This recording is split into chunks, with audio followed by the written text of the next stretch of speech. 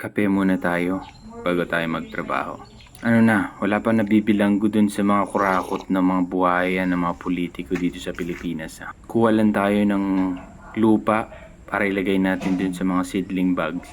Doon natin itatanim yung mga kawayan na nabili natin para makarecover muna sila bago ilagay dun sa permanenteng bahay nila. Tuloy lang buhay, pero dapat din makialam tayo kung ano nangyayari dito sa ating bansa.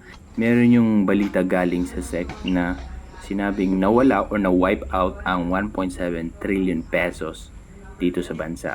Bakit? Kasi nga, yung mga foreign investors na nag-invest na naniwala dito sa Pilipinas ngayon ay nagsialisan na sila. Kinonvert na nila yung mga investment nila, yung mga pera nila na dati nakapark sa peso, kinonvert nila into dollars o dun sa kanilang currency. Bakit? Natakot sila kasi mga buhaya ang mga andito sa ating bansa. Ang ibang tao nga walang tiwala sa mga politicians dito sa atin. Tayo pa kaya?